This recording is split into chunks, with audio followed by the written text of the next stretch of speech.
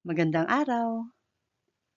Ano-anong gawaing pantahanan ang ginagawa mo ng mag-isa?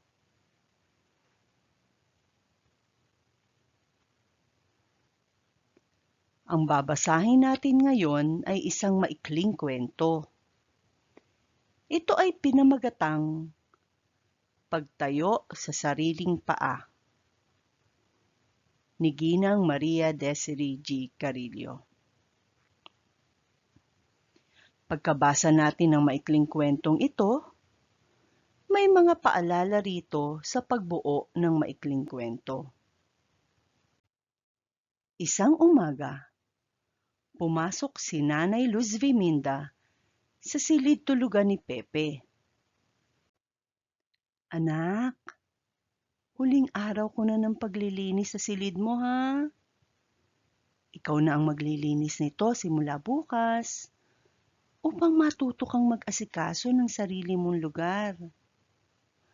Wika ni Nanay Luz Viminda. Opo, Nay. Kayang-kaya ko yan. Binata ng anak ninyo eh. Sagot ni Pepe. Sabay kindat sa kanyang ina. O sige na binata. Bumaba ka na maya-maya ha, para makapananghalian ka. Nakangiting sabi ng nanay niya.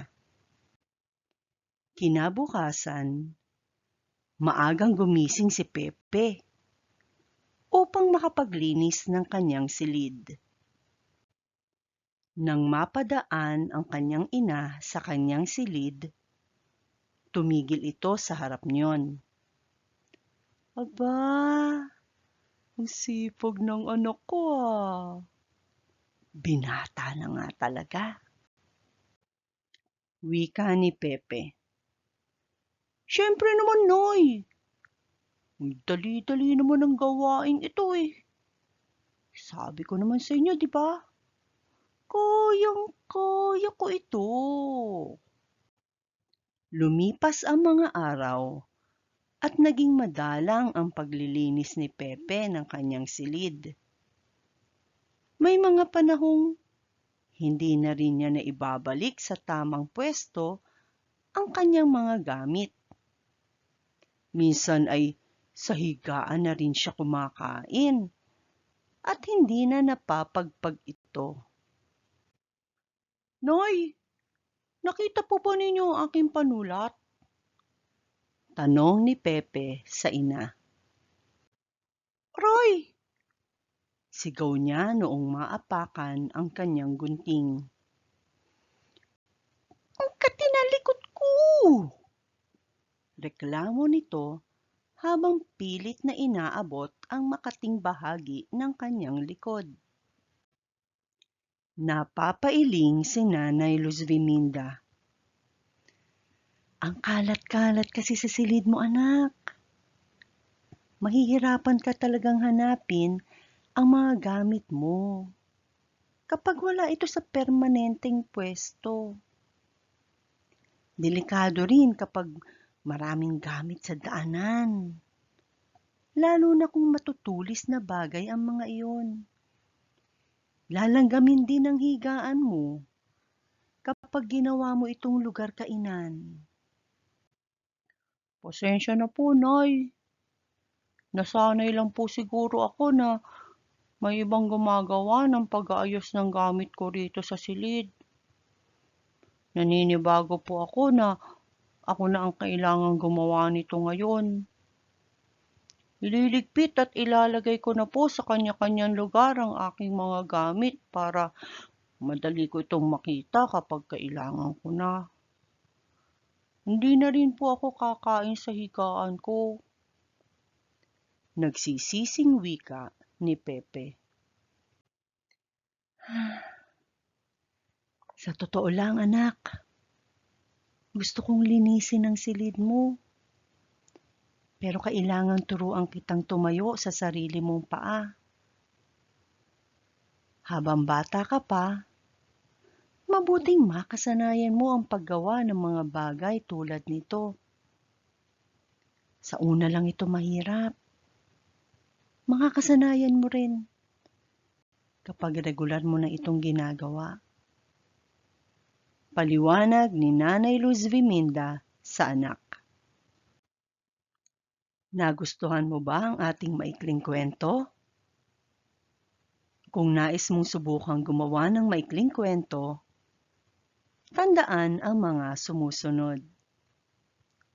Una, bumuo ng ibang talata kapag iba na ang nagsasalita.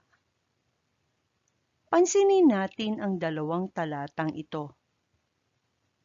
Ang unang talata ay pahayag ng ina sa kwento.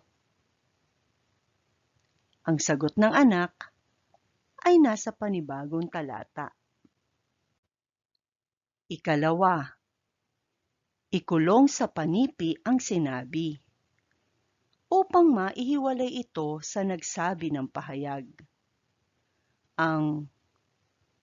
O sige na binata, bumaba ka na maya-maya ha, para makapananghalian ka, ay nilagyan natin ng panipi upang ihiwalay ito sa nagsabi nito, si nanay. Pansinin ang bantas na ginamit sa pagtatapos ng sinabi ng ina rito. Ang pahayag ni nanay ay pangungusap na pautos. Para sa pahayag na pasalaysay at pautos na ikinukulong sa panipi, papalitan ang tuldok ng kuwit kapag nauuna ang pahayag sa nagsabi nito. Kung ang sinabi ay pangungusap na pananong, tandang pananong ang gagamiting bantas. Hindi ito papalitan ng kuwit. Kung ang sinabi ay pangungusap na padamdam, tandang padamdam ang gagamiting bantas. Hindi rin ito papalitan ng kuwit. Ilagay ang bantas ng pahayag sa loob ng panipi. Dito, ang tuldok sa pagtatapos ng pahayag na binata na nga talaga ay nasa loob ng panipi. Hindi na kailangang ilagay kung sino ang nagsabi kapag tukoy na sa talata kung sino ang nagsasalita. Sa talatang ito, alam nating ang nagsambit ng pahayag ay ang ina, kaya hindi na kailangang ilagay na ito ay wika ng nanay. Kapag nauuna ang ngalan ng nagsabi sa pahayag nito, kuwit ang gagamitin bago ang ikinulong na pahayag. Tuldok na ang gagamitin sa katapusan ng pahayag na pasalaysay at pautos. Narito ang pinagkunan ng mga disenyo para sa video na ito. Salamat!